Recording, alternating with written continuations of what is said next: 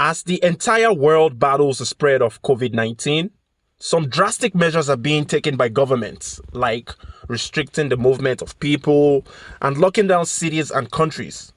Information is also being propagated about regular hand washing, social distancing, as well as other proactive steps to curb the spread of the virus. Now, how do these measures affect majority of Africans? You guys know for the most part that there is a huge gap between the rich and the poor on the continent due to decades of corruption among African leaders. We also have a staggering population of poor people that depend on daily hustle to survive. Things like government assistance, social welfare support for the poor, they do not exist. So the general mindset of the people is all man for himself. Nobody can afford to depend on the government because if you do, it's at your own risk. Now, how realistic is the current lockdown imposed by governments of these countries on the citizens to stop the spread of COVID-19? Let's take a quick look in this video.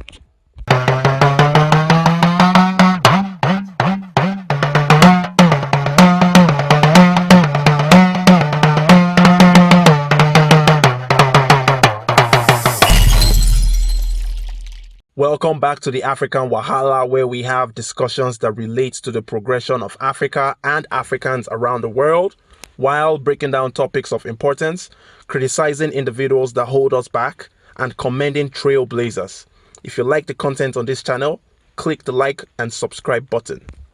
With coronavirus spreading like wildfire and people panicking all around the world, a very important step needed to reduce the spread is having people remain at their locations as much as possible so that they would reduce the chances of catching the virus from moving around, and at the same time, they would reduce the chances of spreading the virus to other people if they already have it. Now, governments of many African countries are beginning to lock down cities and entire countries in some cases. This means that businesses will shut down temporarily and people will temporarily lose their jobs. Some governments even went as far as putting a timeline on how long the shutdown will be. Now, pause for a second. You guys know that without a doubt, it's a good move to shut down societies to reduce the spread of the virus. But how realistic is it for millions of people who live from hand to mouth and depend on their daily hustles to put food on the table? How realistic is it for people that live in countries where welfare packages and government assistance are non-existent? How do governments that, by the way, have failed in many duties that they are supposed to perform at, how do they expect people to sit at home without going out in societies where millions of people can't afford refrigerators to store food items? They can't even, even if they can afford refrigerators, right? They don't even have stable electricity to power the freezers. So how is it realistic? How do they expect a man with a wife and kids that has to go out daily to make money so that he can pay for the basic necessities of life? How is he going to sit at home, watch his children starve to death because the government is 100% not providing any support to cushion the effects of the lockdown?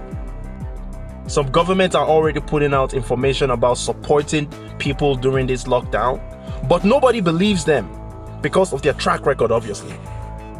They might as well prove us wrong, right? These are lies until people start receiving these benefits.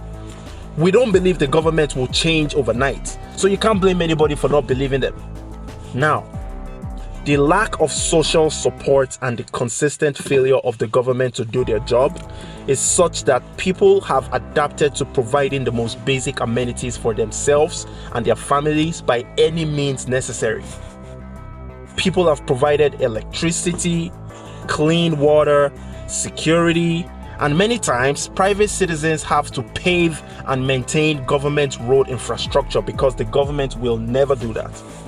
At the end of the day, the government locking down the people is only going to put the back of the citizens against the wall, and they have no choice but to fight back. The government are already using law enforcement and armed forces to uphold lockdowns, which would only lead to familiar situations like we've seen in the past, where citizens get brutalized and killed for not obeying government orders.